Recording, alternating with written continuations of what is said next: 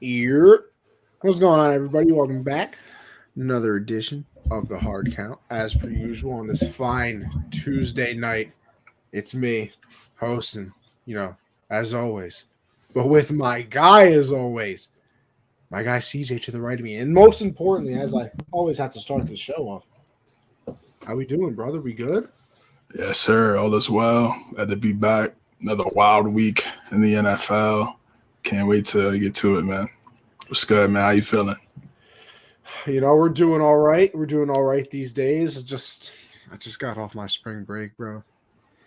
Sad time. Back to work on Monday. Back to school today. And after a week of doing absolutely nothing, it hurts the soul a little bit extra, you know what I mean? But listen, I got a nice little 2-week vacation plan with the boys in June that we hammered out in about a night. That's what us gentlemen can do out here. So we got a nice little 2-week vacation plan down, just me and the squad. Got my brother's bachelor party coming up. Oh, sure. So we got a whole lot of stuff going on, but I'm glad to be here, of course. Yes, always. Sir. Let's get it, man. Yeah, so we're gonna jump right into it as we always do around here. No need to keep the people waiting. And yeah, the NFL is the gift that keeps on giving. And it started us off with Deshaun Watson being traded to the Browns. And not only was he traded to the Browns, but this man secured a bag. I believe it was 5 years, 260, fully guaranteed. 230. 230, 5 or 230, guaranteed cash. And obviously, the first season was, shout out to his agent, is only like a $1 million base because he obviously knows that he is going to get suspended. So he didn't want to put too much money in that initial part. But yeah, Deshaun Watson is headed over to the Browns. I believe it's 3 firsts. There's a third, a fourth, and a sixth, I want to say, in there as well. But CJ, give me your initial thoughts on everything, man. Yeah, well, last week we reacting live to the Baker Mayfield farewell to the Browns. We were kind of taken back by that, even though we did hear about the Browns potentially meeting with Deshaun, to try to see if, he could be a member of the Cleveland Browns. And then it didn't happen. And he said, they were out of the mix, and it looked like it was between the Saints and the Falcons. And I guess, the Browns front office, they went back to the drawing board and was like, let's rip up this contract that you currently have that hasn't even started yet. And let's give you a brand new deal, 5 years, 230, like you talked about at the top of the show. And this is what you got to do to, you want to solidify yourself and be in one of the top teams in the AFC. That's why this episode is called What a Conference, because it just speaks to, again, just, how talented, how dangerous this conference is, the amount of young quarterbacks that this conference has. And it's really going to be interesting to see who comes out on top in these next, 5 to 7 years in terms of coming out the AFC. We know what Mahomes has done over the last 5 years, but it's a different beast now, definitely a different beast. And the Browns, they have Amari Cooper. They franchise tagged David Njoku. They still have Nick Chubb and Kareem Hunt in the backfield. Offensive line is really good. Last time I checked, Myles Garrett is still there. Denzel Ward is, really emerging as a young cornerback in this league. Have some other young players as well that were really hurt that are coming back and should be healthy for this season. They look strong. They look powerful, and that division, we know how that division is. It's a hard-nosed division. The Steelers and the Ravens are pretty much for our lifetime pretty much been the premier teams in that division. But now it's wide open. We just saw the Bengals be the host of the AFC in the Super Bowl, and we know the Ravens have Lamar Jackson, former MVP. And I mean, I was talking to my guy as a Steeler fan. I'm like, yo, it's tough times. It's tough times, man. Those non-losing seasons under Mike Tomlin might be Yeah. coming to an end. I'm Nah, just throwing it out there. Nah, it's 1000% coming to an end, unless something crazy happens with some type of injury between one of these teams or something like that. But CJ, you don't think that Mitch can lead them to the promised land? Are you crazy right now? I do not. I don't see it. I don't see it at all. And I mean, I know the defense is good, but as you need a quarterback in this league, and to get a backup quarterback last year and ask him to be the starter and lead your team to the playoffs in a stacked division like that, I just don't see it, man. But yeah, the Browns, they look good. They look good. I mean, on paper, they look great. I mean, no, Deshaun is most likely going to get suspended, but Ben had his issues back in 2010. It was 6, then it got cut down to 4. So, I'm seeing something like that similarly for Deshaun. The NFL, they're their own judge and jury. So, they do things a little bit different than, what, the law. They make their own rules and how they want to reprimand players depending on how they feel is just in their eyes. So we'll see what happens with that. We'll see what happens with the civil cases as well. If he gets exonerated for that as well, then, I mean, they make a good case that maybe he shouldn't get suspended at all. You can make that case, but no, in the NFL, we've seen them, suspend Brady for, allegedly deflating footballs. So we know they're going to do what they want at the end of the day. And for them, it's more about optics. So, they're going to definitely suspend him, for probably 6 games and then probably 4. He'll probably get the same type of suspension as Big Ben about 12 years ago. CJ, it's kind of a weird thing for me too. And, I had a pretty in-depth conversation yesterday over on Gen Z. Michael was good, man. About all the off the field stuff as well, because, you had a few people in here like Lily. I love her casts. She's always popping into these as well. So shout out to her. But, like as a female wanting to be in the sports world all these things are happening to women all the time, and he gets almost rewarded with a trade, first of all, and then $230 million guaranteed. So here's my thing, right? And I wonder if this does come true. Because in a weird way, CJ, I think his suspension would have been less, because I think he's going to get 10. I've said I think he's going to get 10. I said 6 to 10. NFL's weird. They don't really do like a 7 or an 8 type of thing. They're usually like a 4, 6, and a 10 league, right? Yeah, for some unknown reason. 8 games, some stuff. Like that. So I think it's going to be 10, and then this is where the weird part comes in for me, CJ. I almost feel like if he didn't get the contract, it wouldn't have been that long.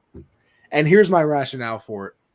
Because you have people like Lily, who I talked to yesterday on Gen Z, and you have, even people in our own, network saying that, it really just is a terrible look for the NFL. And people genuinely outraged that he can be accused of these 22 things. And now, once again, I said this last week, and I think I speak for the both of us here, where we're talking football. We have not listen. If I don't know the legal process, I'll tell you that much. I can barely tie my shoes in the morning, so that goes to where my intelligence level is. But the fact that he got a new contract after all of this, and innocent until proven guilty, yes. But like you said, what's very important? Optics, man. So if you're the NFL, maybe you say, listen, you couldn't have just played on that old contract for at least a year, bro.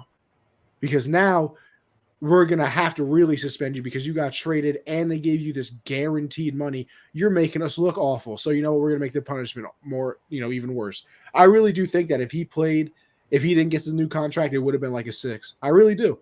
But I think because of the new contract, they're almost like, we're getting killed right now. Because here's the thing too, CJ, and here's where it's very important for the NFL. If you're the NFL, don't you almost want to overreact? Don't you almost, as the NFL, want to say, you know what, never mind. We're suspending you for 12 games, something like that. Say 12. And then if Deshaun goes and takes it to an independent arbitrator, that he appeals the suspension and it gets taken down, you can't say anything. Because if you're the NFL, you look at everybody being outraged and say, listen, We suspended him for 12 games. We were trying to do the right thing. An independent person came in and said, no, I think it should only be 6. And like you said, doesn't that make the optics look a lot better for the NFL than if they were like, you know what, 4 games? Like the Ray Rice situation, we remember. What was it, 2 games originally? And then the video came out, and then they were like, oh, no, never mind. It's changed everything. So if you're the NFL, Yeah, I can only imagine. That was so bad, bro. I can only imagine as the NFL, you want to be like, you know what, never mind. 12 games, we're going to overreact. And I mean, listen, is it really an overreaction to what he's being accused of? Probably not. So no matter what, I can kind of ride with the NFL on whatever they're going to give him. But do your worst, and then if an independent person comes in and says, never mind, hey, listen, we tried to do the right thing. This person didn't let us. You think I'm far off? No, I mean, that's something, the NFL could definitely do. Again, I mean, like I said, we don't know what happens. We don't know what happened. It's, again, like I said last week, there's evil in men and women, nature. Like I said, we have creeps and cowards that prey on women and do that. And then we also have women that, use the victims that are actually going through those situations and use that to try and capitalize and get a dollar, off players, off athletes. So it's both sides, seeing on TV, obviously. And during the times we live in, people are only going to talk about the one side, they're not talking about the other side. That's just how it is today. Maybe that's always been that way. And maybe I guess the older I get, just the more I'm starting to see how it really is. But again, we don't know what happened. I'm sure the NFL, I'm sure they had a representative in those trials while those things were going on. I'm sure evidence was being presented, and I'm pretty sure that they've done their homework. You would hope, because that Ray Rice one was a flop, but that was a while ago. I think they've handled some things pretty well in terms of player being reprimanded on certain issues. I've seen people talk about Calvin Ridley, how he gets a year and things. Well, I mean, it's just different because we know Calvin Ridley did it. You know what I'm saying? Like, we know definitively that's what he did. And for Deshaun, I mean, he went to trial. He sat for he didn't play for an entire season this past year. And he went to trial, and it came out there was no evidence for him to be charged criminally. So civil cases, we don't know what's going to happen there.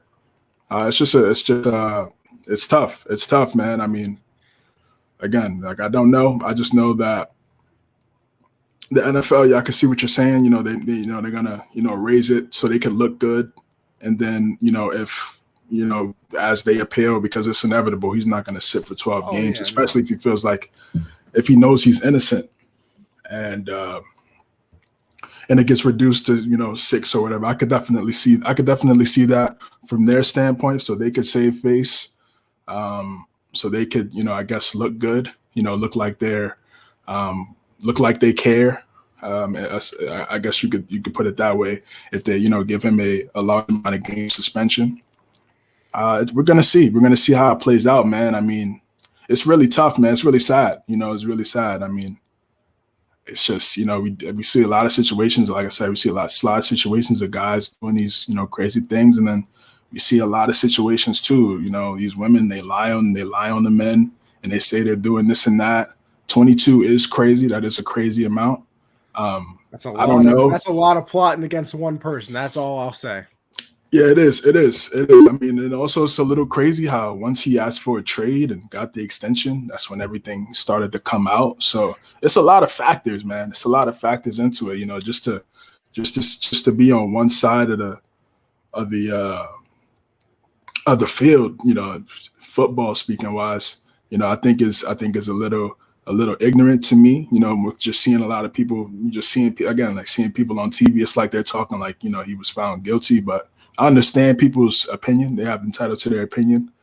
For me, I just keep an open mind about it. Because again, we weren't there in those situations. Those are isolated one-on-one situations between him and, the people that were accusing him. So it's always going to be that factor. if he was completely innocent, it's never going to go away. He's going to have this. He's going to have this stigma again. That's another reason it's so crazy. You know, it is another reason it's also crazy, especially on the other side when women do lie. That stigma is going to stay with you forever, even if you're completely innocent. You did nothing wrong. It doesn't matter. People already made their opinion in the public opinion, in the court of public opinion. It's already done, especially now with social media. So. It's wild times. We're going to see what happens. I'm sure the league, you're probably right. They'll probably do something like that just so they could look good from an optic standpoint. And then, I'm pretty sure it will definitely be reduced, especially when it comes to a law situation when it comes out, especially if if he's not even charged civilly as well and criminally. I mean, it's like, what can you really do? What can you really do? But it's a tough situation. I understand people kind of taking it back. Oh, you're giving him the money. But I'm sure the Browns have done their homework. Stephen A. said. That's the bad part, though. I don't know if you saw the thing that they didn't even talk to the lawyer. The Browns apparently talk to the prosecutor. No, didn't talk to Deshaun's lawyer about anything. Oh, they didn't talk to Deshaun's lawyer. Yeah, but like that's kind of a weird thing for me. And I also said this yesterday too. If you're the Browns, you're almost trying to play the ignorance is bliss thing here too, though, because if you're saying we made the trade, we didn't talk to anybody's lawyer, then if something else comes out, God forbid, you can be like, oh well, we didn't talk to him. Sorry, our bad. That's our bad. But at least it wasn't. Oh, you guys knew and you still did it. Yeah, I think they're playing the ignorance is bliss thing too, though.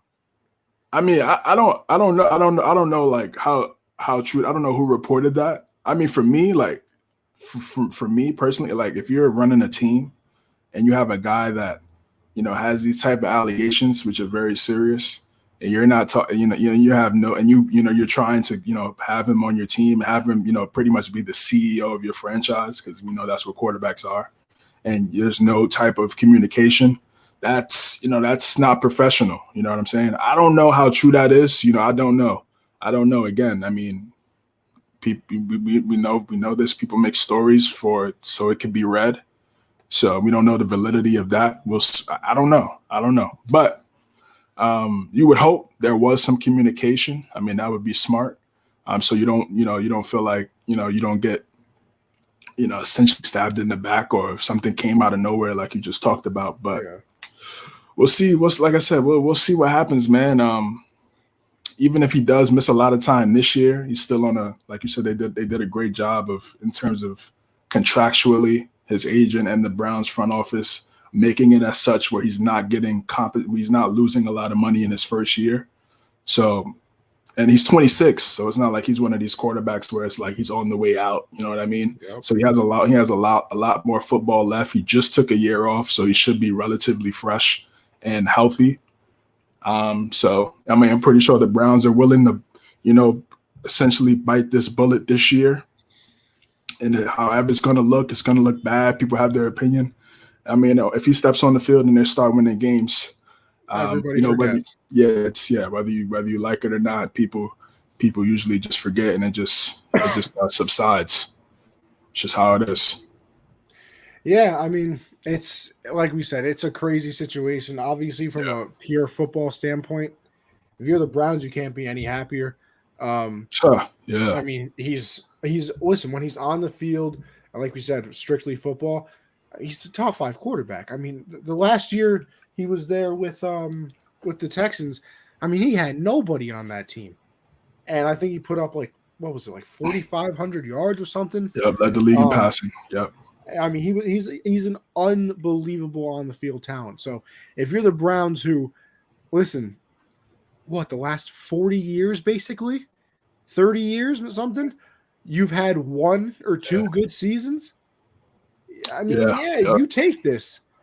Yeah, Belichick's years, those couple years when he was there, they went to the playoffs, and then 2020 when they went to the wild card. That's about as long as I can remember the Browns being good, man. They've been pretty dirt for a while. So to get a guy like Deshaun is it moves the needle, man. It puts them in that conversation 1,000%. Yeah, I mean, and then this is another conversation to have, because I think everybody, and don't get me wrong, AFC West still is cream of the crop. Don't care what anybody says. Argue with yourself. But Yeah, the debate yourself. the AFC North now. I mean, listen. Full season of Deshaun. Call me crazy. I think I picked the Browns to win the division, but it's not going to be a full season. The Bengals have just went and revamped their entire offensive line. They get what they get? Kappa, I believe, right? They got Kappa, they got Karis, and they got Lionel Collins. Yeah, Yeah. I mean, you revamp your entire O line, which is exactly what their problem was. They franchised their safety. They re-signed their defensive tackle, who was very good for them last season. I mean, I think the Bengals repeat and win this division. But here's my thing, right? Listen, you know I'm not a Lamar guy. I've said this. But we also can't forget that the Ravens were 8-1 last year at one point. And then their entire team, it felt like they stood in front of a bus and tried to play chicken with it because everybody got hurt. Yeah. And then they couldn't eventually, field a team that was actually decent. So am I surprised if the Ravens win it? Not really. I'm really not. But this year, I think the Bengals repeat, and then after that, I'm good on trying to pick. I'm great on it. Because listen, like we said, the Steelers thing kind of probably coming to an end of those winning seasons. Maybe. That's For also now, still maybe. yeah. Like if you went 9-8, like if they went 9-8, I'm not surprised. Like they steal a game from the Browns. They steal all those games against the Ravens. You obviously know are going to be a bloodbath. So that is possible that they steal a game there. Yeah, that's true. Yeah.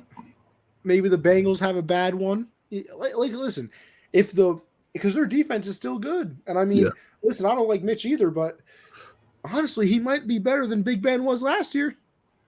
Big Ben was awful. I mean, the man was running in quicksand with the piano strapped to his back. So yeah, that Charmin arm, that's soft. Couldn't throw nothing, man. It was tough to watch almost. It was tough to watch. Yeah, it was. But I think I take the Bengals to win this division next year. And then, like I said, after that, I'll flip a coin each year. Yeah. So this year coming up, again, we're assuming that he will be suspended. I'm gonna go with the Bengals as well. Ravens, I haven't seen any outside guys for Lamar yet. I mean, they had ample opportunity to get some guys. They're still trying to figure out Lamar's contract in terms of a long-term deal, which is still a little confusing to me. I don't know what's taking so long with that. Maybe something gets figured out here in the next couple of weeks, but before the draft maybe. But they still don't have any outside guys. I mean, they do get J.K. Dobbins back, who was supposed to be a real player for them. Last season, got hurt. Gus Edwards again. That's that three-headed monster. I mean, you add Lamar in there when they talk about a running factor. It's they have the style add that's going to win. Williams on defense to an already loaded secondary. Yeah, exactly. Yeah, exactly. Marcus Williams was a good pickup. Yeah, that was like their best pickup in the offseason, 100%. But in terms of getting outside guys, they really didn't do so. Maybe they, this again, I talked about this last week. This is supposed to be a deep wide receiver class. So maybe they go back into the wide receiver class and try to get a guy for Lamar to pair him up with a guy like Mark Andrews, who we know is certified. So we'll see. We'll see what happens. But I think I would say Cincinnati. Yeah, I'm gonna say Cincinnati, Baltimore, Cleveland, and then obviously Pittsburgh. I mean, listen, that's fair, I don't see it, man. I really don't. I don't see it with Trubisky, brother. The offensive line isn't great. No. Najee Harris, I'm a fan of him. I like Claypool. He's a talented guy. Has to just stay consistent. But the defense is good. But you got three quarterbacks in there that could all win MVP, and you don't have at our elite, and you don't have one of them. It's gonna be tough sledding for sure. If Watson plays the whole season, the Browns will win the AFC North. Oh, I would agree with that. 100%. 100%. I mean, it's I don't want to say 100%. I think them and the Bengals, would be really close. I think Because with again, the Deshaun, I would Bengals go 100. because the Bengals do have more weapons on the outside, and now, This is like you said, true. now they have protection. Now they're protecting him now, so now Burrow could stay upright and continue to throw dimes. It's I think it's very close between the Bengals and the Browns, um, and that's fair. I mean, that's fair for exactly. We could definitely agree on that, Kayla. That's a good point, and I feel like it's gonna either way it goes, right? We could definitely agree on this. It's gonna be some great games, man. I know these TV networks right now are salivating, Oh, trying to do the highest bid to try to get these games on prime time. how You got happy do you think CBS is right now? right that gets the AFC. Because Yeah, yeah, exactly, yeah. CBS has the AFC. They're probably through the roof right now. Yeah, Caleb, you said no love for the Ravens. Yeah, I got love for the Ravens. I mean, they're well coached. I probably just came in. They have the style to win a lot of football games. They run the ball, they slow it down, but I just feel like they don't have enough weapons on the outside to compete with those guys. I do feel like the Browns probably need one more guy next to Amari That's fair. Cooper. But in terms of that, collectively as a team, I'd still take Cleveland and Cincinnati. But yeah, like you said, exactly. CBS they get the AFC. Those games are going to be crazy. I mean, Lamar versus Deshaun. I mean, Oh, we'd have never thought you get that twice a year for the next 7 years. Let's just say at least we know for 5 for at sure. least 5, yeah. Yeah, at least 5. So that's going to be insane. That's going to be insane. Burrow as well. Burrow's those are going to be chess matches, man. You're going to be at the edge of your seat every single game. It's going to be wild. It's going to be wild. It's going to be a wild division. I can't wait. Can't wait. And then we'll go to this as well because you posed some nice questions here. Because listen, people, once again, I got to give CJ credit because he's the one that comes up with our little talking points here. Says who's your number 1 seed in the AFC? Rank your top 7. I mean, listen, we're going through this here, and I love it because I am so excited for the AFC. Not as a Patriot fan, because I might cry myself to sleep eventually, but to watch the AFC, going to be fantastic. My number 1 seed, though, CJ, and I don't know if you'll agree with me. I think you will, because I think it's going to be the Bills. Now, does that hurt my Patriot soul? Of course it does. Why wouldn't it? But here's my rationale for it. Usually, you would think it's the Chiefs. Everybody else would, and I wouldn't blame you. They won it last year, right? Even with the bad start. I think the AFC West is going to literally kill each other this year. Like, if every single team went 1-1 in that division next year, not shocked. Right. Not shocked even a little bit. So I think they're going to even that's what we expect, right? I mean, yeah. I hope so. I think the AFC North does the exact same thing. Yeah. And I don't think anybody in the South is good enough to be the 1 seed now. Actually, wait, I lied. Yeah, because the Titans were the 1 seed last year, so the Chiefs didn't do it last year. They're not. No, that's what I'm saying. Yeah, no, that's the listen, calm down. I mean, a broken clock is right twice a day, they say. You know what I mean? So the AFC South, I'm out. Well, what does that leave? The AFC East. Now, even if the Bills split one with the Pats, which they did last year, which, by the way, the only reason they did last year, which we clearly saw in the second and third game, was because they were playing it looked like they were playing in a snow globe. So could have easily got 3-0. Easily. Oh yeah, that's probably not playing in a snow globe is probably not going to happen again. Which is apparently what we need to beat them, but that's a different problem for a different day. So even with that being said, are you worried about the Jets? Are you really that worried about the Dolphins? Like, could you lose a game against them? Of course you could. You can lose to anybody. I mean, we saw them lose to Jacksonville last year. But I'm not really that worried. And then, yeah, they're going to lose games here and there, but the division is the easiest way. And I think they're obviously going to win that division. And then I think that they're going to be the 1 seed just because all the other divisions are really going to beat up on each other. And then you have to really think about it too. Because let's use the old Patriots as a way, right? A Brady-led Patriot team going up against the Jets, yeah, it's a rivalry game or whatever. But are you really putting your A-plus effort into that game when you knew you were playing the Jets, who were probably the worst team in the league at the time? Probably not. Fast forward to now, though, you're the Chiefs. You can't look ahead when you're playing any team in your division. You can't be like, oh, we're playing the Raiders this time. We've beaten them a lot recently. So we'll just, skip on past this game because, we got a big one against, I don't know, the Bills next week. No, because you're going to go to the Raiders. They're going to try and take your head off. You're probably going to be beat up from that game. And then you got to go play the Bills. That might be 2 losses in a row. So I think it has effects on things where it's not like, oh, thank God we have a division opponent. It's a soft landing spot for us. We know these guys. We play them. We can just go on autopilot out there. Like, no.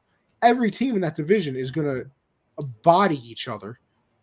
So I think it's going to end up being the Bills as the number 1 seed because they're going to be able to autopilot some games. I think they're going to be able to autopilot those 2 games against the Jets.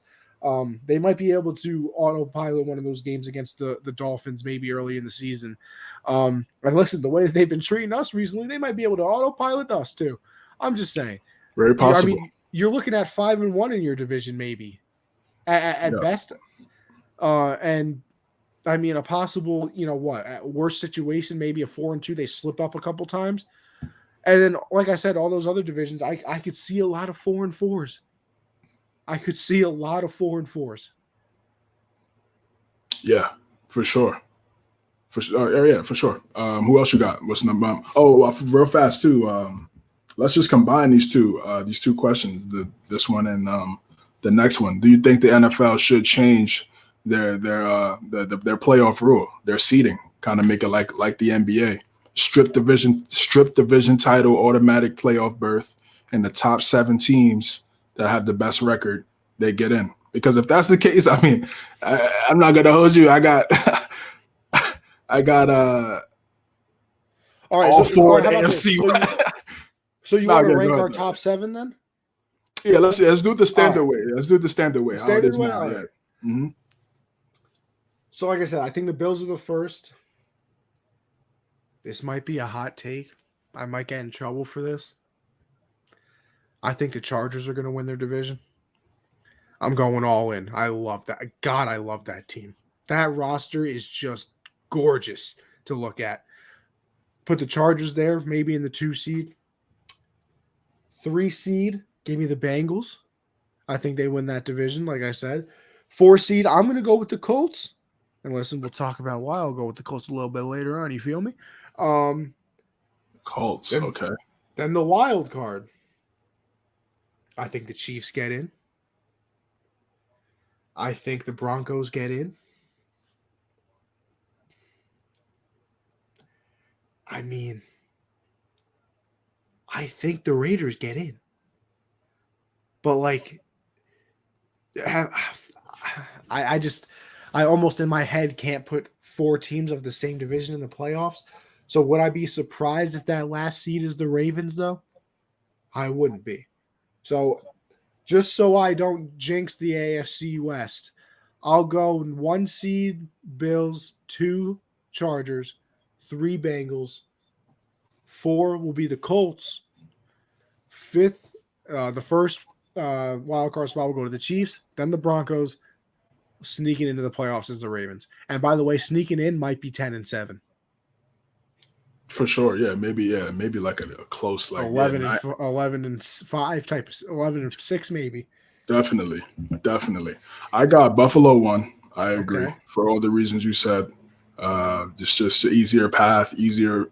I believe we play the AFC North this year. The AFC East plays the AFC North. I believe if I'm not mistaken, and the NFC North as well.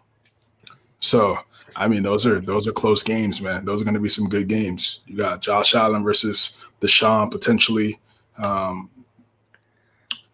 Lamar and Burrow. Those are going to be good games. Yeah, 5-1. I could see that. I could see 6-0. Again, we haven't talked much about New England, but definitely not impressed with what they've been doing this offseason. Exactly. So I got Buffalo 1. I'm gonna say, man, I like the Raiders, man. I like the Raiders. I like their team. Okay. I like their team, man. I'm a fan of their offense. I like their defense as well. I think they have one of the most talented offensive weapons in the NFL. Now, when you add Devontae Adams to the mix with the stud like Hunter Renfrow, Waller, Josh Jacobs, I mean, Derek Carr, he's been one of the most accurate quarterbacks for a while now. Josh McDaniels getting the second chance at it now. I think it's a great opportunity for him to show how great of a how great he could be. I like the Raiders. Then third, I'm gonna say the Chiefs. Then the Colts. I mean, I'm sorry. I got Bills. Okay. I got Bills, Bengals. Okay. Bengals 2 seed. Chiefs. Raiders. Chiefs, Yeah. Colts, Raiders, and then 6 and 7. I got the Broncos and the Ravens. I think the Chargers miss it this year, man. I don't know. It's just something with the Chargers, man. Herbert's excellent. He's excellent, man, and I'm a big fan of his. But Brandon Staley, it's going to come down to him as a head coach. And we know Nathaniel Hackett hasn't coached a second in the NFL as a head coach either. But it's just like the Chargers seem to always Herbert over Stafford. Yeah. I mean, yes, I would. Yeah, I mean, just because of the age and the upside, 100%, I would take Herbert over Stafford. But it's gonna be difficult for them as we know. But yeah, I like the Raiders, man. I like the Raiders. I think they get in over the Chargers. It's gonna, like you said, they're gonna beat each other up in that division. It's gonna be some classics, some classic games. But Colts, yeah. I mean, I just don't. I mean, yeah. I mean, Derrick Henry coming back, it's a factor. If he comes back healthy, the tear he was on. Before he got hurt, he was, we talked about it damn near every week he was out. He was still top 5 in rushing. It was unbelievable. It was crazy. So he's going to play a factor. I just don't believe in Tannehill. Never did. I just don't think he's good enough to lead a team to a championship, and that continues to show itself. I think the Colts will be better. I think Matt Ryan is a better quarterback than Carson Wentz, more accurate. He knows what to do. So I think they'll win that division. But yeah, that's my top 7, man. And if we were to do it as it stands for, like, if the playoff seeding was different, if it was like the NBA, like best record gets in regardless of. I did not know the NBA did that. Okay. Yeah, even if you win your division in the NBA, you're not guaranteed a playoff spot. No, it's whoever has the best record. I'm a big fan. Yeah, I think they're going to change it. And honestly, I feel like they're going to add another team. I feel like it's going to be 8. They're going to, because again, with these quarterbacks right now, they're going to change the rules. They're going to make it 8. They're going to make it 8 teams, 16. It's going to be just like the NBA, man. It's I hate that though. Why? I mean, it's more games, better quarterback play now. Listen, I am an idiot, so I will watch any football that you put in front of me. Any football you put in front of me. But there was no reason for Philly to be in the playoffs last year. There was no reason for, I mean, I hate this. No, the Raiders played good. Like those two, like the 2-7 games, and then I believe even the 3-6. No, both 2-7 games is what I meant. Both 2-7 games were awful. Neither one of those teams should have been in the playoffs, it felt like. So the more you add games, yes, the playoffs, and yeah, I'm going to watch, but like at a certain point, it just kind of devalues it because the games are awful. Like that Buck-Eagle game was not worth watching. Now, did I watch it? Of course I did, because like I said, I'm an idiot. Yeah, but it's going to be like that because, I mean, it was only like that because of the quarterback discrepancy between those two teams. I mean, Mahomes and Big Ben, I mean, it's night and day. And obviously Brady and Hurts, it's like, you know what I mean? That's not even a discussion. The only similarity they have is they're in the NFL. So I think as look at the AFC already. I mean, they're loaded with quarterbacks. NFC, I think in about 2 years or so, they're gonna catch up in terms of having some young quarterbacks. And telling you, it's going to be 18 I game hope so. season. It's going to be 18 game season, and they're going to add an extra team to the play. It's just they're going to generate. I don't think you're wrong. Actually, yeah. Listen, I don't think you're wrong. I just think I don't know how I feel. Yeah, they're gonna make so much money. They're gonna make so much money, man. I believe they generated so much money this year. So I think they're gonna be it's gonna be great football. It's gonna be great football, and I think if they change the playoff seating to what it is today, I like the NBA. Bills, Bengals, Ravens, Raiders, Chiefs, Browns, and thinking I want one more team here. Sure, I'll throw you get the Broncos. Okay. I was just saying, I don't know. I mean, I like the Chargers, man. I think, getting Khalil Mack, I mean, that's dangerous. I mean, they have their defense is loaded, man, and I like Justin Herbert. And if I'm wrong, I have no problem in coming on here saying I was wrong. I'm not. I mean, a lot of people hate. a lot of people hate coming, admitting that they're wrong. But I mean, it's just a part of life. So if I'm wrong, it's cool. I've never been wrong. You know what I mean?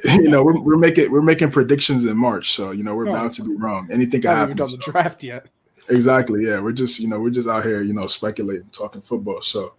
Mitch Berg leading the Steelers to the promised land. Mitch Berg? Oh, wow. He has a nickname now? Sheesh. I mean, we already got Commander Carson over there. Mitch Berg. I mean, it fits. If they could win something, it would you definitely can make a nickname out of anything. We got Commander Carson. We got Mitch Berg. Yeah, that's it. It's crazy. WDC, as I like to call it. You know what I mean?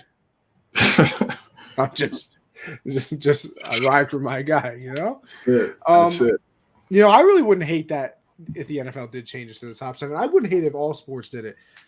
Because listen, is winning your division good? Yes. And I do think but that also sucks too, though, because in a way, I do feel like you should be rewarded for winning your division. I think there should be some type of reward for you being the best team out of whatever division you're in.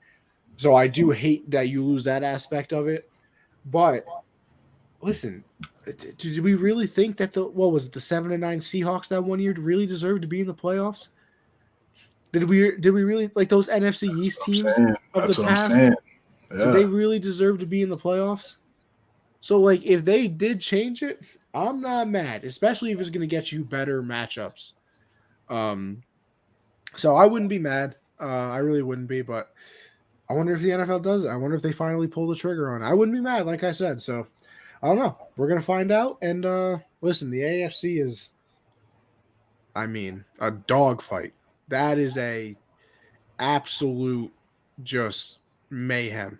If you made you could very easily make a primetime game every single week for every single primetime matchup too.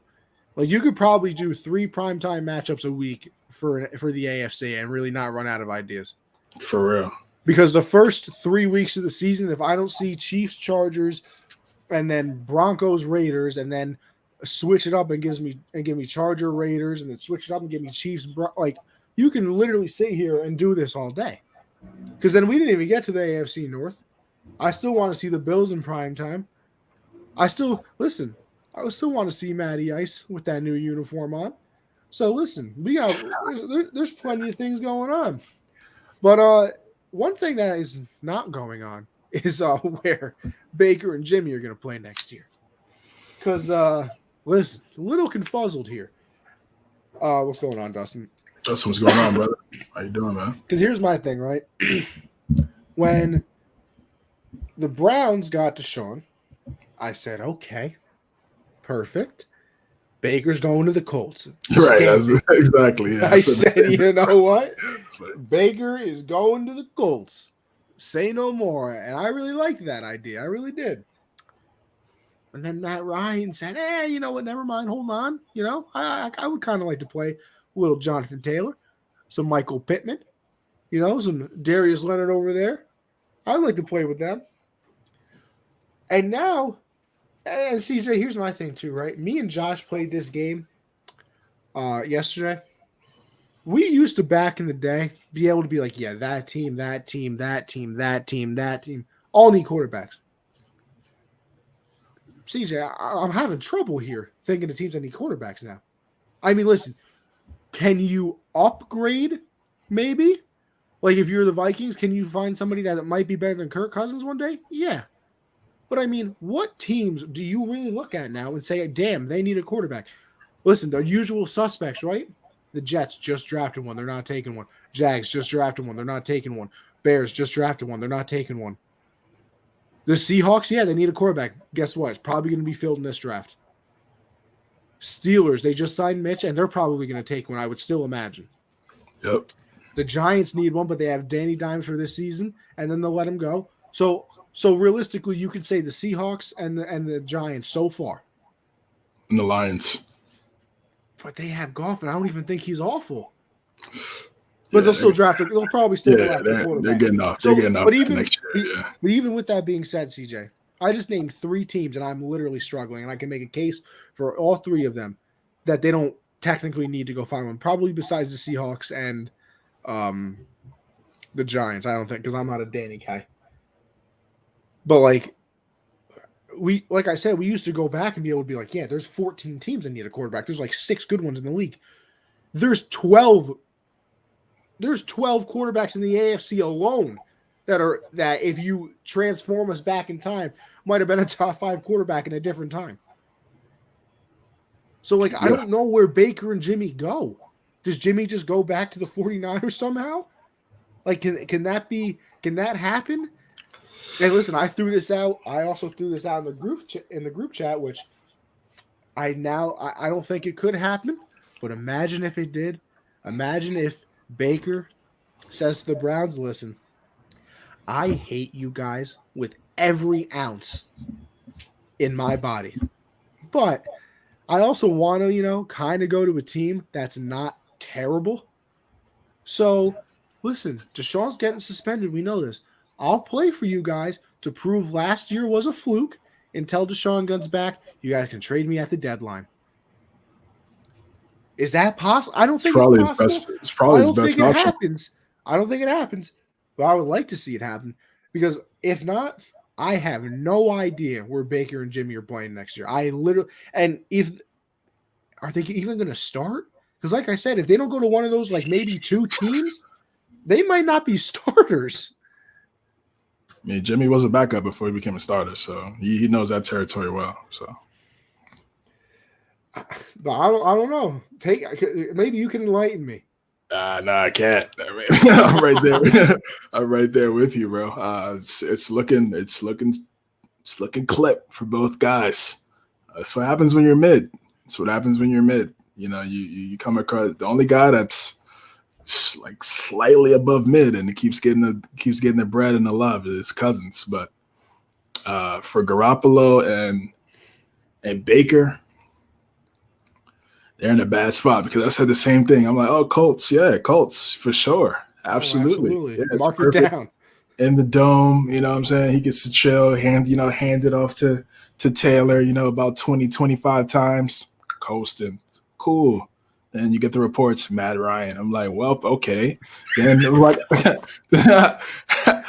the Falcons. Sure, yeah, of course, Falcons, definitely. Then, like, it was like consecutively. They're like, it's just like if Baker looked at his phone and had Schefter, it'd be like all the teams that were options are just getting eliminated, spot by spot. Falcons, they take Mariota. I mean, might as well just get to that now. Yeah, I mean, Falcons, they take Mariota, 2-year, $29 million. That's probably like a backup deal. It's backup money with incentive base that he could get a lot of money if he does certain things. You know how these contracts go. But they're probably looking at it like, okay, we don't have Matt Ryan anymore.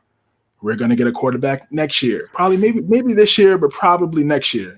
So they'll probably take they'll probably, have Mariota be their guy this year and then wait till next year's draft and try to get a guy. Saints, same thing. I see them doing the same thing with Jameis. Jameis had a lot of success with them last year. Wasn't able to throw the ball to Michael Thomas last year. Now Michael Thomas is healthy. I think that's a factor. Alvin Kamara, we know the defense. He gets picked up for another 2-year deal. So all these teams, even Houston is sticking with Davis Mills. Of course, 100%. You want to know why? And the thing about it is also it's he's in the last year of his deal, right, Baker? So I think they would have to pick up I think they would have to pick up his option next year. I think that's what I'm saying. It's kind of like that Darnold situation. I mean, we could go down to the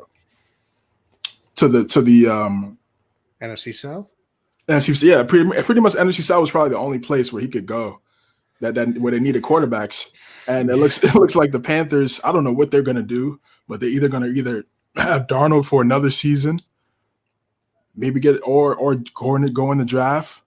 But they probably want to get in the draft. I mean, they want to get a guy they drafted. They want to develop their guy and see if he could become a franchise guy. So he's in a tough spot right now, man. I mean, it's tough. I mean, he got hurt last year, so his resume as it stands for lately, because this is a what have you done for me lately league, it doesn't look good. It doesn't look good for him. And he might have to be a backup for a year and maybe in the preseason, light it up and kind of get some better film out there to show why he could still be a starter. Garoppolo, I mean, he's had his shot. He's had his chances. 2 NFC Conference Championship games, a Super Bowl appearance. He had his opportunity to show I could be the guy for the 49ers, and the 49ers didn't believe that because they went and moved up and got Trey Lance and got Trey Lance. So now his ego is different than what it was when he was in New England as a backup. Now his ego is completely different because he's had so much success as a starter. So to me, the only team really it's Seattle, but like you said, I mean, they have the 9th pick and I feel like they're going to take one of these guys, Malik Willis. I mean, these young guys, Malik Willis, Kenny Pickett, they're having they had just had their pro days. It's going to be tough. It's going to be tough for them to get a spot. So to my whole opinion on this is, this is welcome to the NFL quarterbacks. No, seriously, because, you're not wrong. We put him on this pedestal and it's like all these other positions, this happens all the time for any other position except quarterback. I mean, they get coddled, they get loved. It's real life in the league, So just suck it up, figure it out. You know what this is? This is welcome to being a human. You want to know why? Because if you've made it to any, and this is one of the things that a lot of people like in the media say that I shouldn't say maybe not a lot of people. What I always hear from is my guy, Michael K. But he always says, listen, if you have made it to the top of your profession, which, listen, even if you're in the NFL for a year, you have made it to the top of your profession, technically. Yeah. You have been the best player, probably, on every team you've ever been on your entire life. And then you come to the NFL and they're like, you suck. So, like you said, this is kind of a wake-up moment where it's like, you're looking at you're Baker, you're Jimmy, and you're going, there's 20 people better than me? Maybe 25? Like, you're looking at it like, God damn, when can I go back to, Oklahoma? Where I was a god? It said, Dustin said NFL spring game, Jimmy and Baker. Let's go. Yeah, I mean, hey, USFL's back, baby. I'm not watching that. Isn't the USFL in like April? It should be coming. Yeah, it is coming soon. Yeah. Okay. It is coming soon. Baker was a walk-on, but I digress. Yeah, exactly. Yeah, he had a tough road, but he ended up winning a Heisman. He ended up winning the Heisman. Yeah, I mean that means you're the best player in your collegiate season that year. So, number 1 pick. He was right there. I mean, right there at the pedestal. His pathway, I agree with Dustin. It was definitely a little different than your traditional way, but at the end to the NFL, he definitely was at that upper echelon. So, all right, CJ, how about this? Just got to get better, bro. You are who you are. Let's do this real quick, and I'll go right through it. This is the draft order right now. So the Troy Smith, yeah, This true. this is the draft order, and we'll play. Do you need a quarterback or not? Ready? Jags, no. Nah. Detroit, yes, but I don't think they do it in this draft. Oh, you did right, exactly. Right. They wait till next season. Yeah. Okay, so we so far have 0 or that are being taken. Texans not taking one. Jets not taking one. Giants not taking one. Panthers probably. Maybe not probably. I think they do though. I think they take Malik Willis. Possible. Yeah. Would be great for them. Great. How about this? We'll say 1. We'll just be friendly. We'll say 1. Giants again. Or not again. Giants. No. Oh no, yeah, it is Giants again. Wow, the Giants really have the 5th and 7th pick. Good for them. Not really good for them, you know what I mean? But so Giants again, no. Falcons, no, probably not. They just signed Mariota, like you said. Seahawks have the 9th pick. Yes, it's 2 teams so far. Jets, no. Commanders, no. Vikings, no. Texans, no. Ravens, no. Eagles twice, no. Chargers, obviously not. Saints, no. Eagles again, no. Pittsburgh, no. Patriots not taking one. Green Bay's not taking one. The Cardinals aren't. The Cowboys, Bills, Titans, Bucks, Packers, Dolphins, Chiefs, Bengals, Detroit.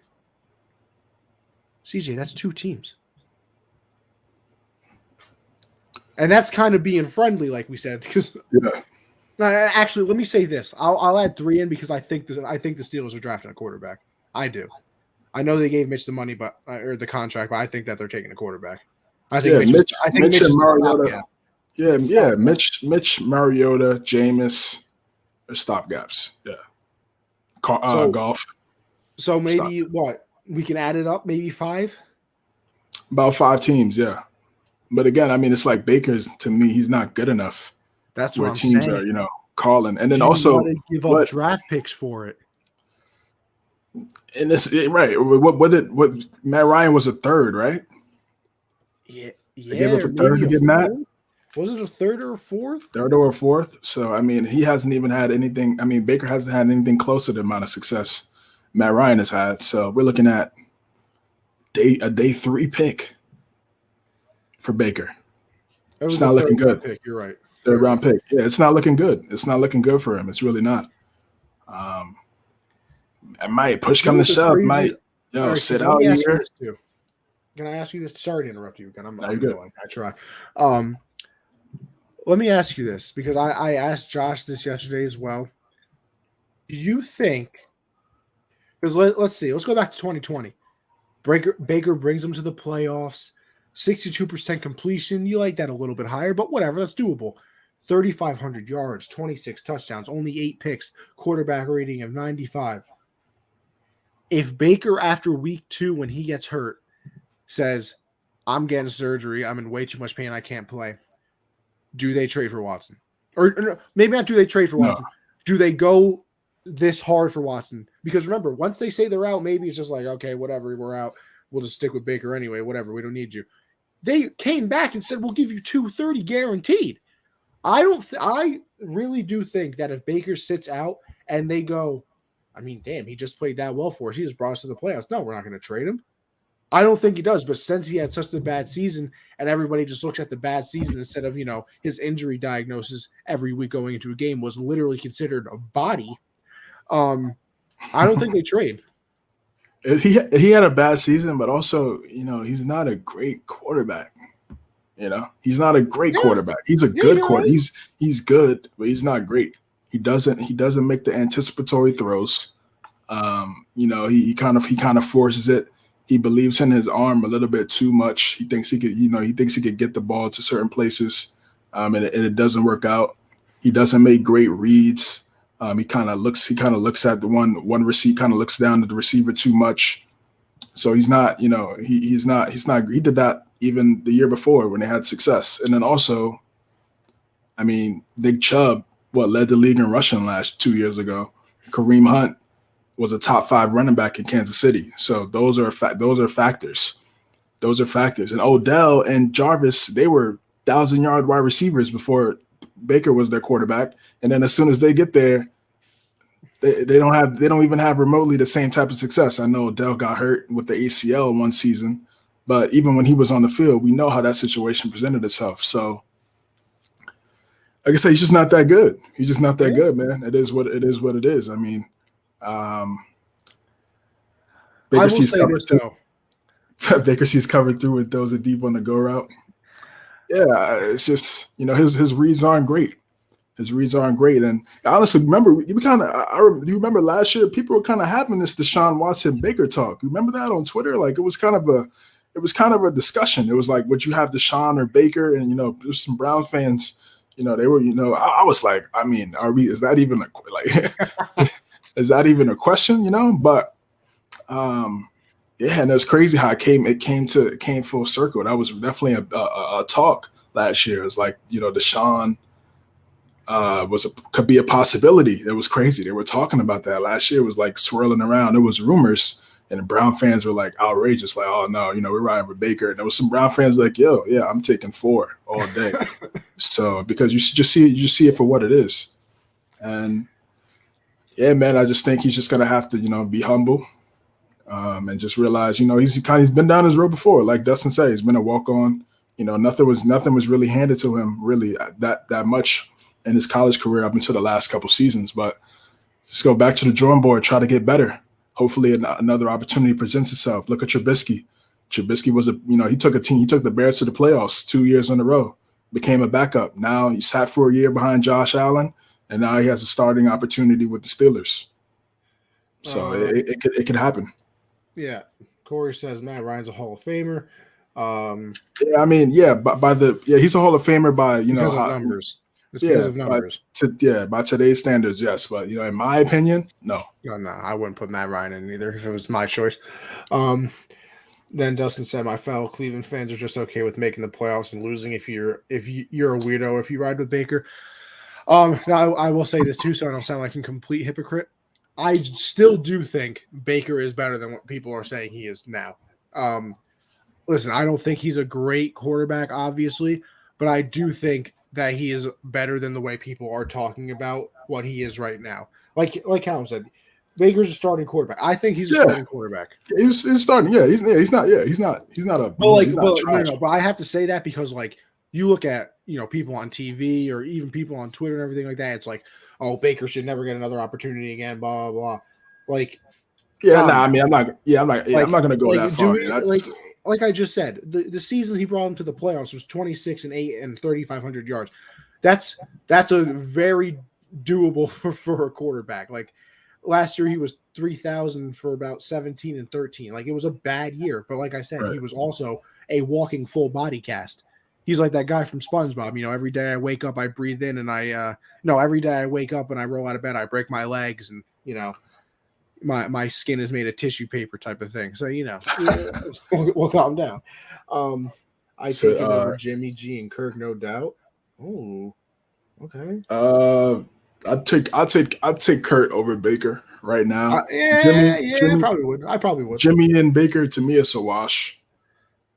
I agree with that as well. It's a wash. You know what I'm saying? Like, it's Jimmy's good. Like again, Jimmy, they're both starters.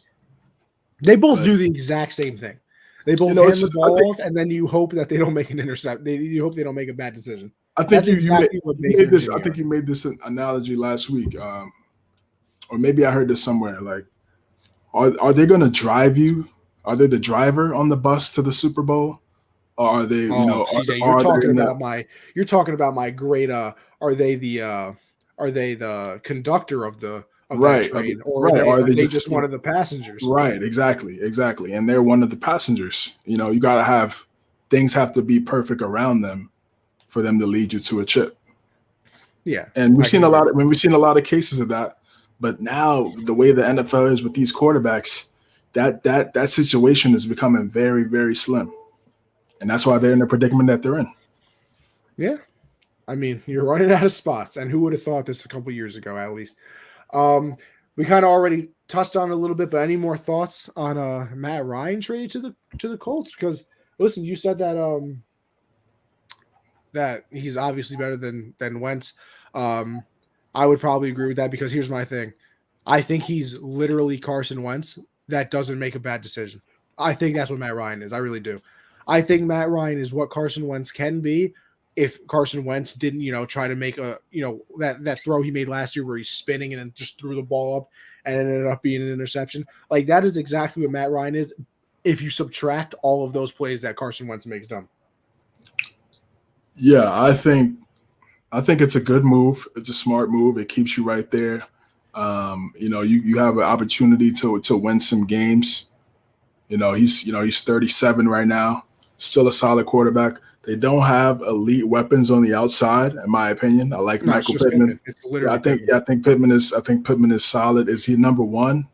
I'm gonna say no right now. He's probably a 2 at best. So tight end wise, they don't have anybody that's really anyone's worried about. If you're a defensive coordinator, obviously we know how great Jonathan Taylor is. So he's a good quarterback. He's going to be a game manager for them. Like you said, not make mistakes.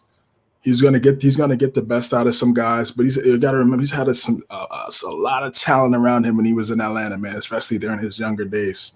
So I mean, now he's in a division that's very winnable. That they could easily win that division.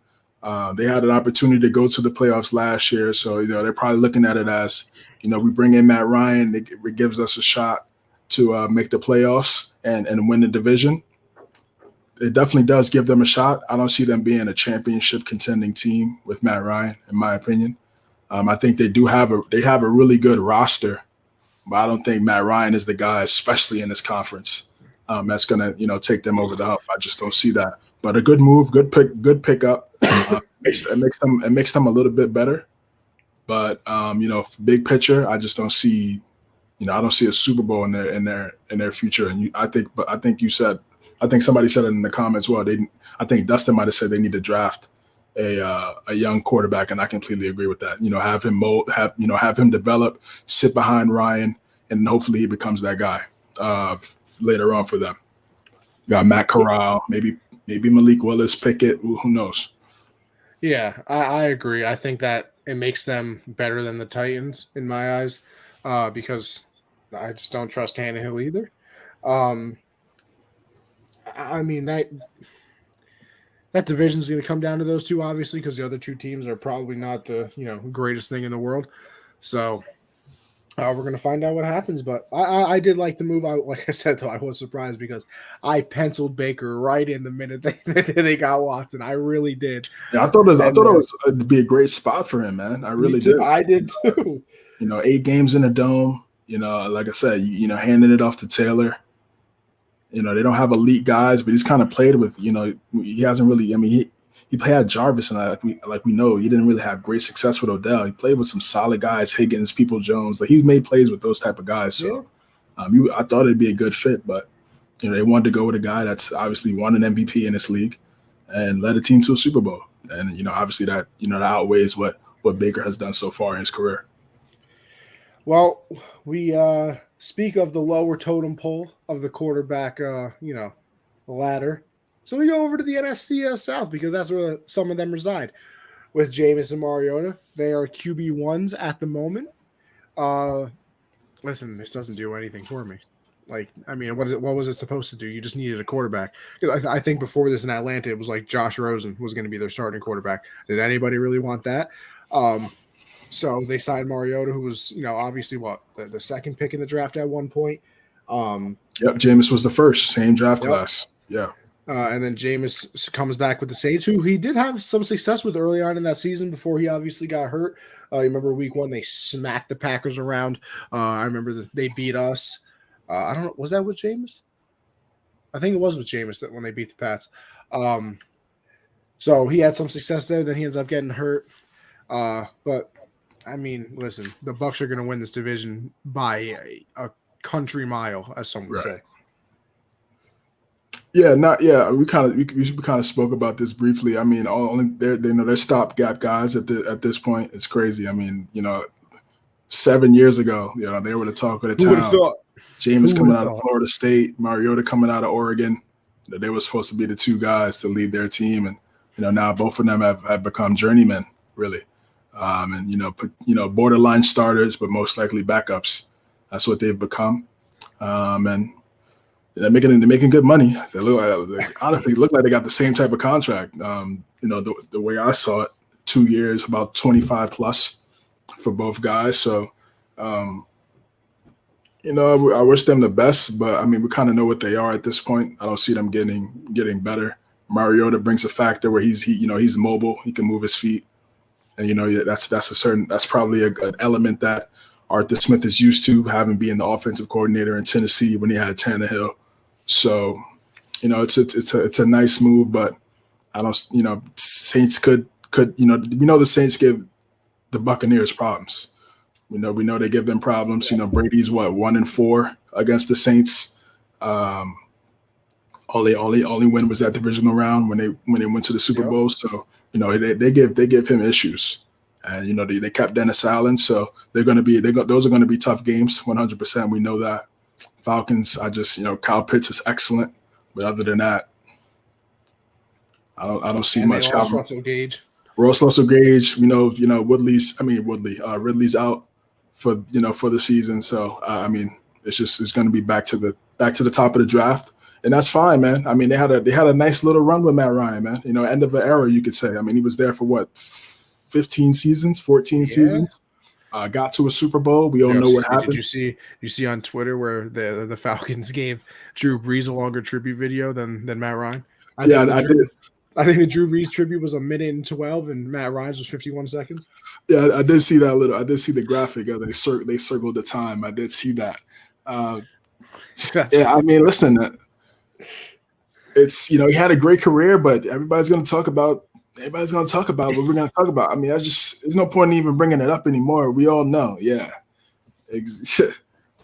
We all know, man. So he had an MVP, threw for a lot of yards, a lot of touchdowns. Had a great career, and it was time. It was time. I was saying it was time last year, and they should have got one of the guys last year. But they got Pitts, and then hopefully next year they could get a guy to pair him up with Pitts, and maybe they could be dynamic for a few years from now. I think that'd be great. I think Atlanta deserves it. It's a great city, and yeah, we'll see what happens with that. But yeah, those two guys, they're stopgap guys. They're not. Can you imagine being Falcons fans though? Like, let's go on this roller coaster with them, right? First of all, you're winning the Super Bowl, then you let 28-3 come back. And CJ, I checked, unfortunately, 328 is Monday, not Tuesday. Damn. If only the two Patriot fans having a show on 328 would have been perfect. But so you go on that roller coaster, almost winning, then you guys suck again. Then, oh my gosh, Deshaun Watson's coming to save the franchise. Never mind. Going back to the Browns, and here comes Marcus Mariota. The tears that would be streaming from my face would cover the screen. I would be so sad right now. It'd be unbelievable. But hey, you know what we call that, CJ? It's a tough life. Tough life. I mean, if I'm a Falcon fan, I'm just hoping, that you just, these next couple of years, you get one of those young studs that could help you, be a factor in the NFC. Because right now it's really just to me, it's just a 2-team race between the Rams and the Bucks.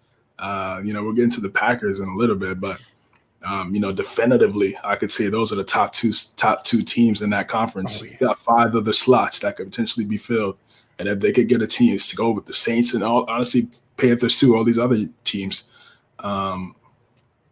if they could figure it out, that'd be great for that city. But Dustin said he got. Mariota is trash, CJ. Oh I know he's not good. I know he's trash. I know they got replaced for Tannehill. Yeah, exactly. That should tell you everything you need to know. Nah, if I was a Falcons fan, I would have slept outside. They lost that Super Bowl. Hopefully it rains. Yeah, it was tough. That's a tough one, man. I mean, that just changes history. Vividly remember that Super Bowl. Of course. And it's not even you want to know what the weird part is, though? It wasn't even because of the comeback. It was because I was so mad. Like, down 28-3, because listen, CJ, I think in life, I'm pessimist. I'm optimistic, I should say. My sports teams, 100% pessimistic. Like, it's 7-0. Like, I'm watching Yankee games, 1-0 in the first inning. Well, there goes the game. No, I mean, it's just we lost the game. So 28-3. I'm cursing people out. I'm getting text messages from everybody because, of course, I'm the one Patriot fan in New York. You know, Man, it was rough that day. Again, the text messages. I'm on Twitter telling people to piss off. Next thing you know, little comeback. My Twitter went crazy. Now you are negative with the Yankees. Listen. Like I said, sports teams, I'm a little pessimistic. I can't lie, but guess what? It's worked for me. You know, I feel like every single time because you know what? See, CJ. Here's the thing, right? Here's the thing. If you expect bad things, and then the good things happen, it makes it even better. Yeah. So when I go into every Patriot game thinking they're going to lose, and then they, smoke them 28-0, I'm like, you know what? This is the greatest day of my life. Facts. No, you're right, bro. You're right, man. Like, yeah, end of an era, man. It's tough. I mean, Victor Ryan. From Victor Ryan to Mariota. I mean, it's gonna happen. I mean, hey, it was. We got from Brady to Cam to Mac. So still makes me spit up a little bit like a little baby. See what happens with that, but we'll see if they find the right guy along the road. Always been a fan of their jerseys. I mean, if I always just had love for the Falcons just because of Vic back in the day, you know what I mean? Madden 04, baby. Yeah, 04, you know how dynamic he was. But, yeah, man. We'll see what happens with that franchise. Same thing for the Saints, too. I mean, they've been trying to figure it out. They saw how bad they need a quarterback. After last year, they had, 4 quarterbacks last year. Simeon, Taysom Hill, Winston, and who was the other guy? Ian Book. They had 4 guys, and they were right there. So that I'm pretty sure those guys, they're desperate for a quarterback, but it's just the nature of the beast. Well, we talked about it a little bit once again, but we didn't really, shed too much light on it that Devontae Adams has gone on over to the Raiders. I mean, let me tell you something. I was, the I almost said Russell Westbrook. Russell Wilson trade went down. Surprised, not too surprised. I thought I saw it coming. The Watson trade. I was shocked when I saw the team, but I knew the trade was coming, so I wasn't as surprised. The Carson one, kind of saw it coming. CJ, we talked about it last week. I thought that there was no chance that he was leaving. I said it. I said that they're, of course they're going to get it done because there's no way Rodgers came back knowing that he's not going to have Adams. And by the way, I'm throwing it out there. I'm calling absolute bullshit that Rodgers 100% knew that Adams was leaving. I know that they said that he knew, but I don't care. I'm still calling BS. I'm calling BS because I don't know if he really comes back, if he knows 100% Adams is gone. But he gets traded to the Raiders, and what was the compensation, CJ? It was do we know what it was? I believe I think it's 148. 142. Well, I meant the trade. That's my bad. I meant. Right. Oh, my bad. I thought you meant the contract. Let's see. Hold on. I got it right. Oh, here we go. A first-round pick and a second. That's fair. Yeah, I mean, he's the best receiver in the league, so top 2. I feel like NFL trades are so weird. Like how so? Maybe this might be the thing too, because I look at it from a baseball fan perspective, where if you trade a star at the MLB trade deadline, like a perfect example, Matt Olson, right? Not even a star, by the way, very good player. Probably a top 5 first baseman in the MLB. The Braves had to trade their second best prospect, 4th best, 7th, and then 11th best prospects to get him. In the NFL, you trade a first and a second round pick, and you get the best receiver or the second best receiver in the league. Deshaun Watson, by the way, the 3 firsts and the other picks, I still thought that wasn't that much for a 26-year-old quarterback. When the quarterback, if you don't have one, you mean absolutely nothing in the league. I don't know. Maybe I could be wrong because I look at it from an MLB perspective where I'm used to these ginormous package trades. But a first and a second, that's crazy. And then, I mean, yeah, you're right.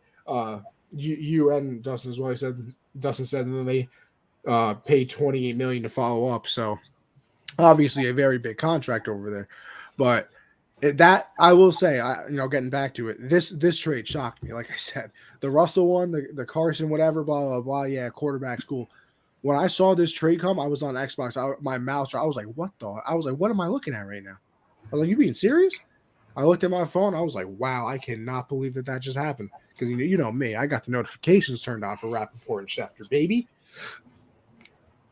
Yeah, same for for Schefter. I had to cancel the one for Schefter. He was retweeting just too much unnecessary stuff. But but yeah, I got Rapport on now. So that was when I saw it, that was a big move, man. I'm like, what, to the Raiders? What? Like where they get all this money? Because they just gave Chandler Jones a bag.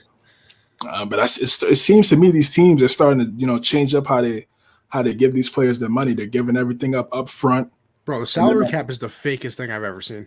Yeah, I mean, if you got a good guy that knows how to finagle the cap and work things out, I mean, giving these guys their money up front, that which is guaranteed, and then on the back end, you restructure some things so you can free up some space to try to get other guys.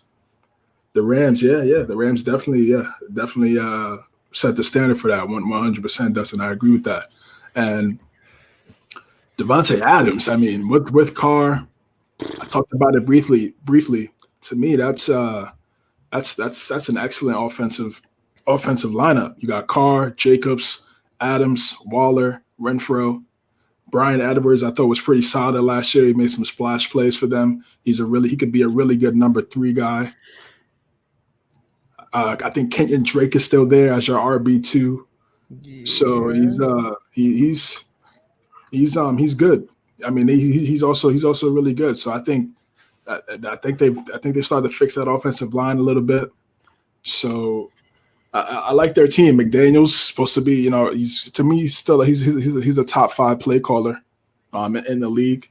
So it moves the needle. And the thing is, like, you're not even worried about the chemistry between him and Carr because they played 2 seasons at Fresno State together, put up 39 touchdowns. And are actual like real life friends. Yeah, really that's cool. Not that's not like an athlete friend. They're like legit friends. And I think and you saying that, I think Adams and Rodgers are probably just like athlete friends. Yeah. I don't think they're really as close as because that's the reports that he got tired of it. Clearly, I mean, for him to ask for a trade, and because they said that the Packers are willing to give him the same type of deal. That's what they were saying. Gave him more. So yeah, again, it speaks to Rodgers and it speaks to the Packers organization how he felt about it, wanting to change the scenery. Him in the 17 and the black and silver, that looks cold, man. That's cold. I can't wait to see that. Him and Carr. That's gonna be exciting, man. And I like what Dave Ziegler has done, former Patriot from the front office. I like what he's doing, building around the quarterback, telling Carr, yo, we want you for the future, and we're gonna build around you. I think that's a great move. It's showing him that this is what we want you. We want to win with you, and I think it's great. I think it's great, man. I think it's again. I like how competitive every single one of these teams in the division are. Like they're not just sleeping. I mean, the Chargers made the Broncos made the first splash. Like, okay, yeah, we got Russell. What's up? And then what's your next move? Then the Chargers came in, got J.C. Jackson, traded for Khalil Mack, gave Mike Williams the contract. Then the Raiders come in like, oh, no, you think we're just going to sit here and just be last in the division? No, that's not happening. We're going to go get Chandler Jones. We're going to extend Max Crosby, and then we're going to go get the best receiver in football. So, and by the way, listen, is he that great? Is he that great? No. But the Chiefs also went out and signed Juju. Yeah, Juju's a great number 2, number 3. Yeah, he's as a third option. Absolutely. Him behind Kelsey and Tyreek Hill. I would take that any day, of course. And McCall Hardman's dynamic also. Yeah, for sure. So, again, that division is loaded, man. It's loaded. I mean, we made our picks earlier in the show.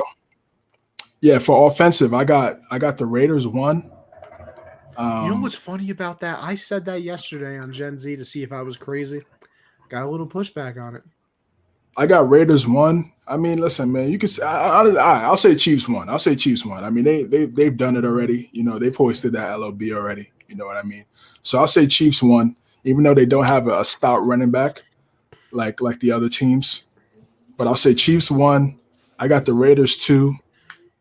I got the Chargers 3 and the Broncos 4. Because again, I feel like yes, I picked the Broncos to make the playoffs over the Chargers, but just from a talent standpoint, Keenan Allen, Mike Williams, Austin Eckler, they could probably. I think they got Gerald Everett at tight end. I think I saw that yesterday or the day before. He's a solid tight end.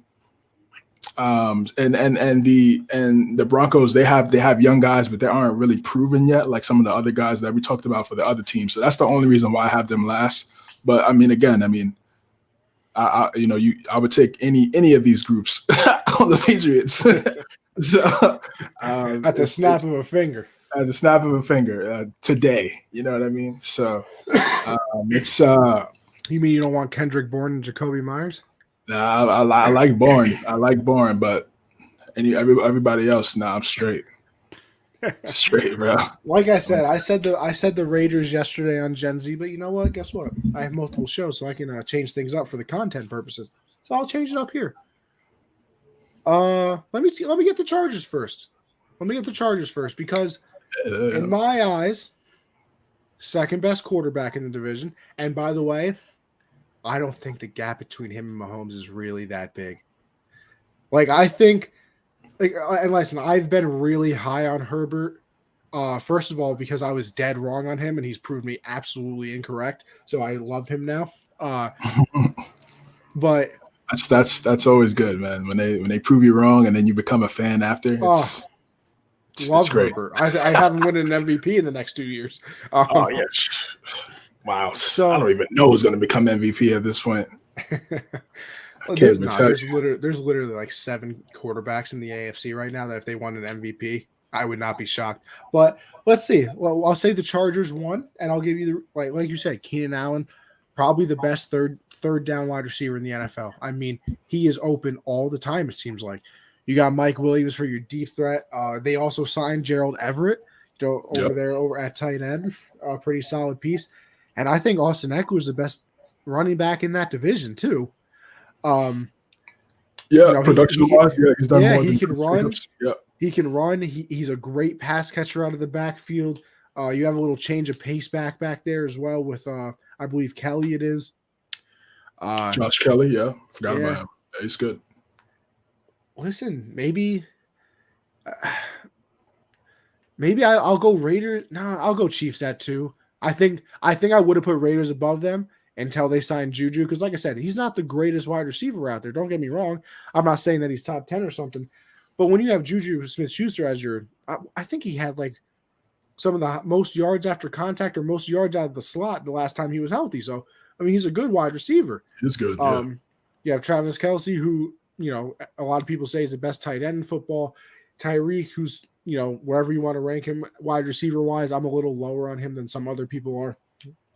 And then obviously you have Mahomes, who is usually a consensus best quarterback. I think the gap is very small between him and Josh Allen now, by the way. Just throwing that out there. Then let's just change it up and go to Broncos 3, because you have Russell Wilson. And you have, like you said, it's a young group, but, Tim Patrick and then Jerry Jeudy. And then you have the two-headed monster. Actually, I don't know if Melvin Gordon's coming back, but even if not, what was it, Javonte Williams? Yes. Back there as well. And I think Russ is going to take them to a whole new ceiling. And then, like you said, the Raiders, you got Devontae Adams, who's probably the 1A, 1B wide receiver in the league. Darren Waller, who can line up as a wide receiver. And then we also, Hunter Renfrow did last year. And then you also include Josh Jacobs. Like you said, I mean, you really can't go – like, here's my biggest thing with this. Usually, I think that even though they're opinions, by the way, I usually think that there's a correct answer because, well, of course, my opinion's always right. I mean, how dare you disagree with me? But I think this is like one of the one times that if you put any of these teams 1, I really don't care. Like, I genuinely don't care if you put one of these teams 1 and then another team somewhere else. Like, you just put the Raiders at 1, I literally have zero issue.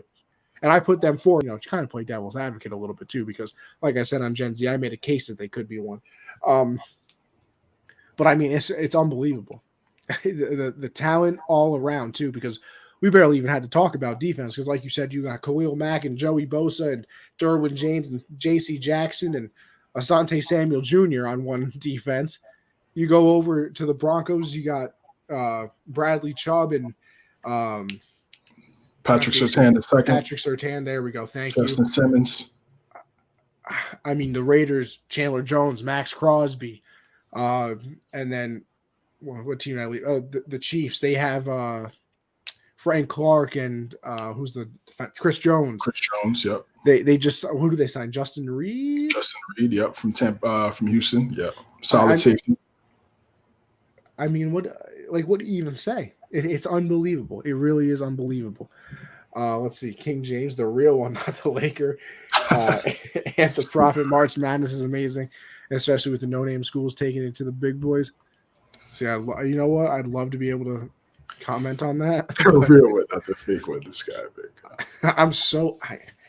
I really do respect the people that like college, because that's just not for me. It really isn't, man. But shout out St. Peter's, because like me, they're fans of the Michael K show. That's all I needed to hear. So I'm rooting for St. Peter's now. Just nice. Why not? Yeah, college, March Madness. And I like their coach. This man said, I got kids from the city and Jersey. You think anything really scares us? I said, you feel me, bro? I said, yeah. That's the type of coach you need, man. I know a New York team that could use that. Use a coach like that. You got Tom Thibodeau. So Doug Dimmadome. Yeah, that's what he looks. That's exactly what he looks like too. All he needs is the hat. It's identical. It's his twin. It's crazy. Fairly Odd Parents. What a time to be alive. Let me tell you something. Man, you just had to be there. You had to be there, man. There really was such a golden era of cartoons. I mean, we're looking at CJ. We're talking about Cat Dog. We're talking about Courage the Cowardly Dog. Yeah, Cartoon Network and Nickelodeon. That you want to talk about peak. That. Yo, listen. Let me throw you some non-cartoons too. Listen. You want to throw on some Drake and Josh, bro? Oh my gosh! Oh yeah. Listen, CJ. I'll sing you the whole Zoe 101 theme song right now. Yo, bro. That's right now. I ain't gonna hold you. I know that shit word for word, bro. As you should. That was the show right there, man. That was the show. The Amanda Show. Oh man, all that. Keenan and Kel. Rocket Power.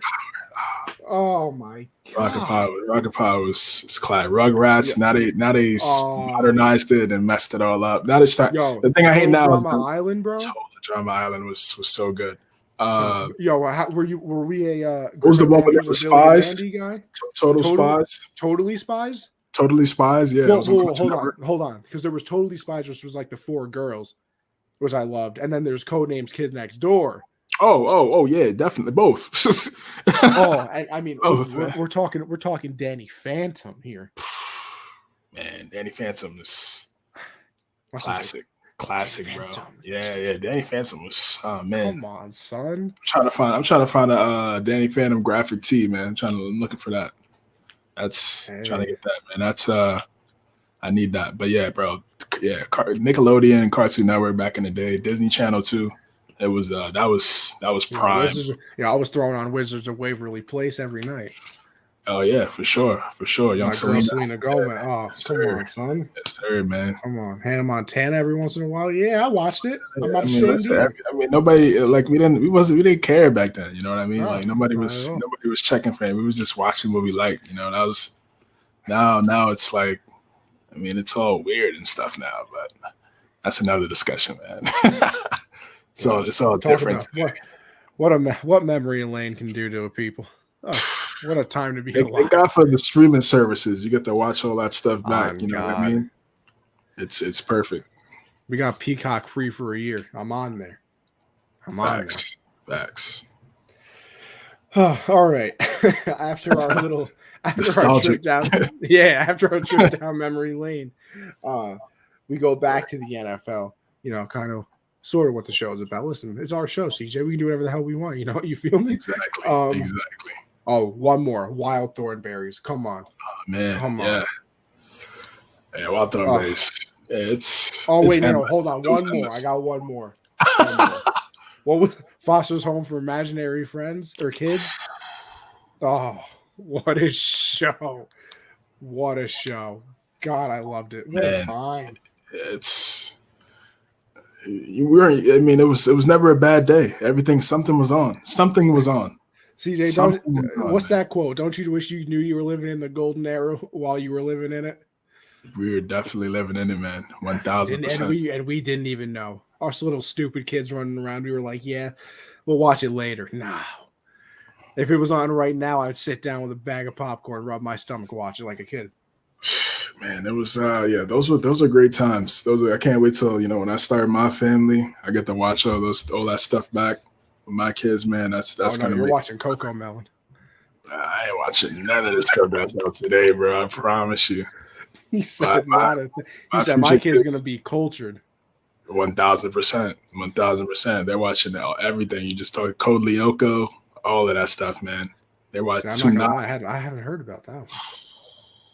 Oh my god, Vic, let them know about Code Lyoko, man. What about a little Invader Zim, huh? Right, of course. Oh man, Vic, right in the chat right now. If you're still here about Code Lyoko, man, let this guy know, bro. Classics. Tsunami. Come on, man. Come on. What was the one with the dude who was like what was Camp Lazlo? That was a good one. Camp Lazlo. What was the one where like one of the kids was a wrestler, bro? Oh man, I know exactly what you're talking about. Yeah. That was my show, man. I used to play the game on the I forgot this. Damn, man. And then wasn't there another show where it was a kid and he was like a dragon or something? Oh, Jake something. Drake. Yeah. Jake something dragon. Yeah. Drake and yeah. But by the way, CJ, I said I name all these and let me Mucha Lucha, was that the name of it? Lucha. Yes, it was. See Vic. That's why, bro. See Vic coming up clutch. That's why, happy belated to my brother too, man. Happy American Dragon. American Dragon. Jake Long, the American Dragon. Wow. CJ, but I'm gonna give you. Shout out my guy Vic, bro. Big 2-8, brother. I'm gonna tell you one thing right now. All those I just named, Avatar: The Last Airbender stands above them all. Stands above them all. Yeah, we had a great childhood. I rewatched Avatar not too long ago, maybe about 6 months ago. Stands the test of time. Wow. I mean, just beautiful. I could cry thinking about it. It was so great. It was so great, man. Well, CJ, if I need anybody to join me in on the tears, I'll just call up a fellow Packer fan, by the way. Because listen, you got Devontae out of the way. You lost to Darius Smith. Aaron's getting older, although obviously he got that big contract, so he's here to stay. But guess what, CJ? You write it right here, and I'm really thinking, are they really chip contenders? Are they? Because listen, here's my thing: are they going to win that division? Probably. It's terrible. Your other competition is Kirk.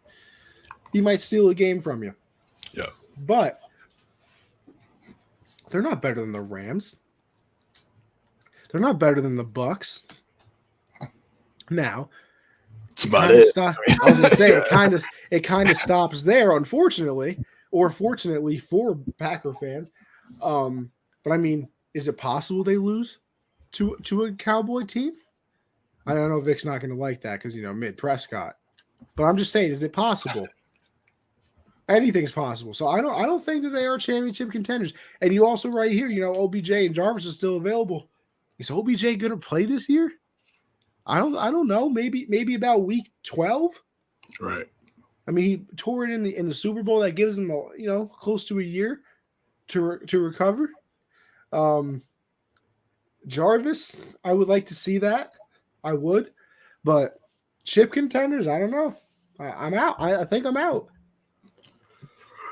I mean, I'm gonna say yeah, just off the fact they do still have a great quarterback, and we tried to go through the NFC teams and we just stopped that too. So I mean, they're going to be in that discussion. and they still have Aaron Rodgers. It's obviously the big caveat is who's going to be that number one wide receiver. We already know he didn't like throwing to anybody else other than Devontae Adams. So now, hopefully they use that first round pick to get maybe two guys to pair up with Rodgers in the draft, and maybe those guys become somebody. We saw Rodgers have success with Jordy Nelson. He was his number one guy originally when Rodgers was still young. Then Adams came along and cemented himself as obviously better than Nelson and becoming one of the best in the league. So we've seen this before. I think he's great enough to have, maybe not to the level of Tay, but they're going to need somebody. They're going to definitely need a couple guys. OBJ and Jarvis, I think that'll be good. I think that'll be good for him. I mean, those are guys that he knows that are proven. He could trust in certain situations like third down, key situations in the game. You could go to those guys. But yeah, like you said, OBJ's out he's probably not going to come back till November. Yeah, November-ish. That's probably, probably his likely return. So this is what the Packers. When you're a franchise, you got to prepare for the worst. You got to prepare for the worst, man. You got to prepare for a player wakes up one day and is like, yo, I don't want to be here anymore. You got to think like that. You can't expect guys to just automatically say. Players say all the time, I want to be here for my whole career, but it just doesn't always happen like that, as we've seen. Shout out Kyrie. Yeah, shout out, Tom, Russell Wilson, Sean Watson. You know what I'm saying? Like, shout out, it just happens. People change, so they're gonna have to figure out what they want to do at that position, man. That's a big position, and Rodgers. We know when he's upset, he definitely lets his emotions show, and it's going to be very visible when he's not happy with certain reads and guys running the wrong routes. It's a challenge for him. I'm interested to see how he responds to this challenge. I mean, now he has something to maybe. I mean, he already just won back-to-back MVPs. Now he has another form of motivation. They folded. And the game against the 49ers, they folded the last two seasons prior in the NFC Conference Championship game to the 49ers and to the Buccaneers. So this is some added motivation for Aaron Rodgers, and we'll see how he responds. It'd be imagine to get a chip in this little window that he got this contract. It completely changed. I mean, he's already excellent, but in terms from maybe an opinion. No, it's a legacy. It's a legacy. Yeah, definitely legacy for sure. But definitely, it would definitely change how we view him. If he's able to win it with this without Devontae, not having a top five, he didn't really do anything in it. But how much different do we look at Peyton now that he has 2 Super Bowls instead of 1? He looks different. He looks different for sure. But man, I can only imagine those team meetings. Imagine they get off to like a 2-4 start, Rodgers is going to be one miserable human being. Because I mean, he seems miserable when they win. Imagine a 2-4, you have receivers running the wrong routes, and oh god, has to be a leader, man. I know people have questioned his leadership over the last few years, and that's why when even in high school and things like that, people used to always say he was better than Brady. I was like, yo, you got to look at intangibles as well. You sleep on that. We look at talent and we underrate intangibles when we talk about a team sport. And when it comes to intangibles, there's no leader better. Maybe Ray Lewis better than Tom Brady. So Rodgers, we've seen ex-Packers come out and throw little jabs, throw little shots at Aaron Rodgers. This man Greg Jennings does not mess with the kid. For sure. And honestly, we'll find out when we're like in our 30s and early late 40s, we'll find out what really happened with Devontae. Maybe sooner. We'll find out what happened in a doc, what happened between Rodgers and Adams. Everybody's doing documentaries now, so we'll see what happens with that. I'm pretty sure something had to have happened. There's no reason, like the amount of success they've had in like 5 years, and then for him to just jump ship and go to Vegas, something had to happen. We won't find out now, but something will happen. We will find out eventually. So it's a lot of motivation for that guy. Hopefully, I want to see him respond, man. I want to see him respond. I really do. Yeah, I mean, it's going to be interesting. Like you said, I think one of the things that put Brady to the next level was always, that argument that us Patriot fans have always kind of made for him, and eventually the media did too, that you look at his career, I mean, who's he really done it with? He had Moss for the 1 year. They didn't even win a Super Bowl. But, I mean, besides that, it was a lot of Julian Edelman.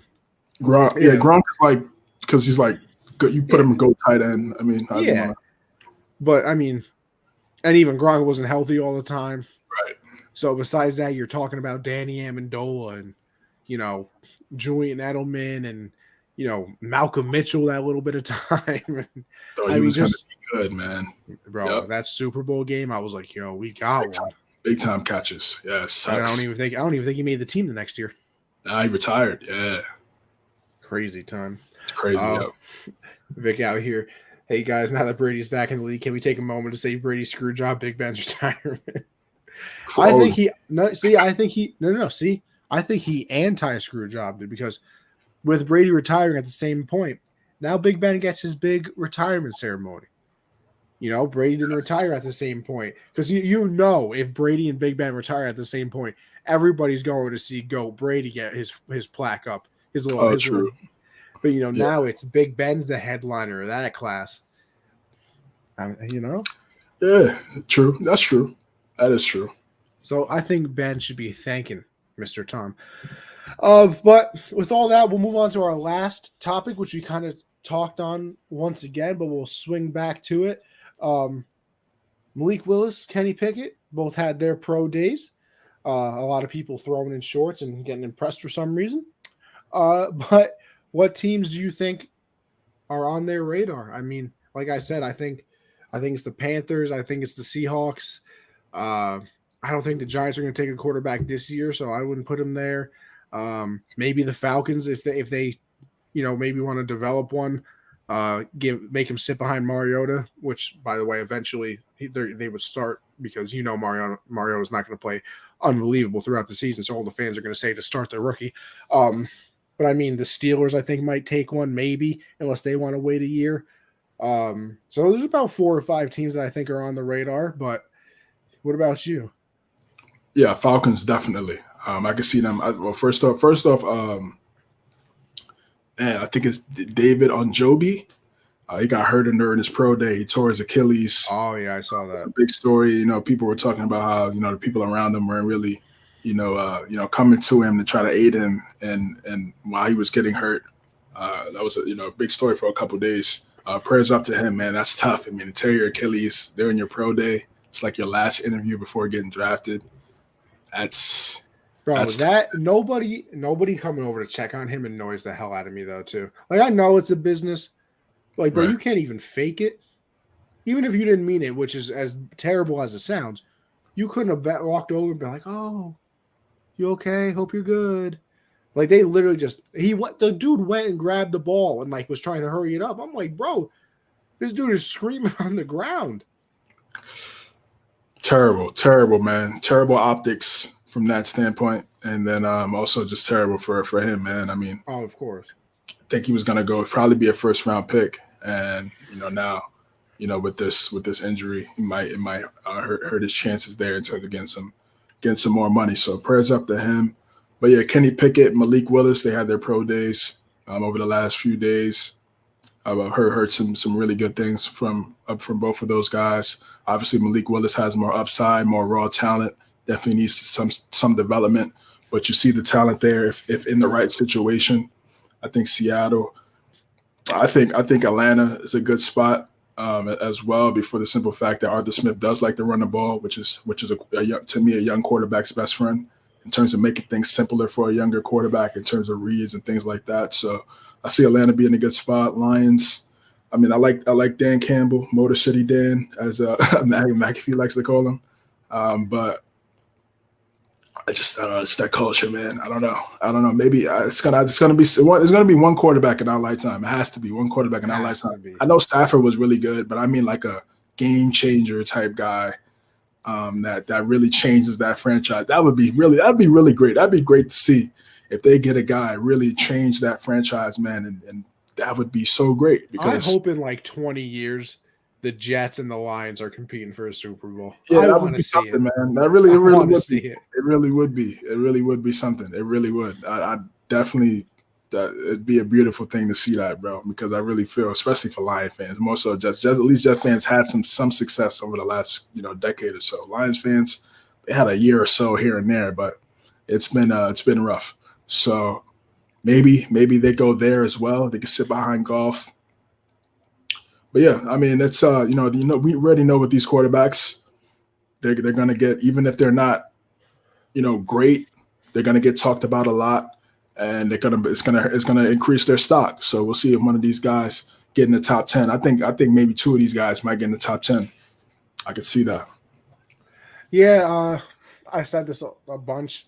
A lot of people are like, oh, there's not going to be a quarterback taken in the first however many picks. I can guarantee you somebody will trade up for a quarterback. It happens every year. Quarterbacks are the most wanted thing in the NFL and the most, overrated thing at the same time. People will trade away their life to try and get a quarterback just to find out that he's terrible. So Nice. somebody will end up trading up into maybe even a top 5 position to secure, the person that they want. Maybe I think the Giants have the 5th pick. Maybe they trade back with the Panthers a little bit. Maybe they get some even more draft picks and still stay with those 3 picks in the first round. So, I would look out for something like that. But they're just so overdrafted. You know what's going to happen. Maybe it's a team that we're not even thinking about right now takes a quarterback and we're all surprised. True. But True. yeah, it's we'll ramp up that draft coverage eventually. Got to hit the tape. Got to get some of those college experts on here. Christian always talks about his mock drafts. See if we can get him on here. I know we got some college football fiends in the chat, which I will gladly refer to because I can't fake. Listen, I can fake a lot of things. My college football knowledge, that's one of them I can't do. But we'll see what's going on there. But CJ, I mean, with that, unless you got anything else, I mean, I'm good. I mean, Vic got one more show for us. He said, I know this is late to me, but Shul and Showdown, Jackie Chan Adventures, Static Shock, 3 great classics of the 90s. 1000%. Yes. I'm not going to lie. See, that was before my time. I don't know a single one of them. You never heard of Jackie Chan Adventures, bro? Nah, bro. You never heard of Static Shock? Nah, can't say I did. Whoa. That's crazy, man. That's say crazy. I did. Listen, I was a 2000 child. You got to remember. I mean, we're only 6 years apart. Damn. Sheesh. I mean, yeah, you're right. But those are classics. Right. Jackie Chan Adventures? You never heard of Jackie Chan? That's crazy. Shout out to that. I can understand. Static Shock, yeah, but Jackie Chan Adventures is like, check that out, man. Check that out. It was just a little too early for me. Just yeah, probably a little too early. I'm pretty sure that's on Paramount Plus if you got it. Okay, I think Paramount has the rights to Nickelodeon, right? I believe so. I don't know. Is that yeah? It's not Peacock, right? What's Peacock? I'm not sure. They got a bunch of stuff on. I don't know. There's so many streaming services. One's got to have something. I mean, and listen, the internet's a magical place anyway. So, but yeah, CJ, we'll wrap it up there. Like I said before, we'll have them where they can find you, brother. Because listen, you're doing some great things in the world, CJ. Yeah, again, guys. Yeah, thanks for watching. Thanks for listening. Make sure you like and subscribe on YouTube. Like and share on Facebook as well. Hit the retweets, hit the likes on Twitter. Send us a rating on Apple Podcasts or wherever you listen to your podcast, any platform. Appreciate you guys continuing to support us. You can find me on Twitch, CJ versus the World. On Twitter, CJames9_. Instagram, CJ.James9. Garda Podcast. Doing a little. I'm a co-host really with the Count the Bucket every Saturdays and Sundays, depending on availability. So look out for that as well. Talking about some basketball with Michael Lawson, Nick and Mark as well. So they're doing some great things over there. So you can find me over there talking some hoops every once in a while. And yeah, that's where you guys can find me, man. Look at CJ. See, he's catching up to me. I was always a busy one. Now CJ's out here got this, the hard count, guard up. I mean, I feel like a slacker these days. But yeah, for me, Mondays, Generational Sports. Obviously, me and Josh talk a little bit about everything over there. NFL, basketball. We do our little pop culture break in the middle of the show as well, just for everybody over there. Tuesdays, obviously, me and CJ are always here with you. We got the draft coming up, so we'll have plenty of coverage of that. CJ, I assume once again we might actually. I think the first round is on my birthday, so I would say we would do a first round live, but your boy might be not in the right state of mind. I feel you. For one of those lives, maybe a day two. But obviously we got all that stuff covered. And then Thursdays, listen, I do Backstop Banter, which is literally this show, except it's a baseball edition. Everything in the baseball world. So that is at 9 Eastern on Thursdays. Anthony Conover _ on Twitter. Gen Z Sports to follow that show over there as well. All those things I just mentioned are available in podcast form. Apple Podcast, Spotify, iHeartRadio, wherever you listen to podcasts, we are there as well. My Twitch is Anthony _ Conover, where I put all of these podcasts as well. But yeah, shout out to people that come on the Colorcast too. Puts a little dough in the pocket, a little Italian bread in there, a little rye, you know what I mean? So we appreciate everybody that tunes in over on the Colorcast as well. If you type in USN, you can find all of us over there. So make sure you go download it and give us a listen. Give us some hearts. But yeah, shout out everybody that watches and lets me and CJ do this so-called podcast to screw around for damn near a couple hours every week. We thoroughly enjoy it. We really do. But with all that being said, another episode has come to an end. And don't worry, people. You'll see these beautiful faces next week. But until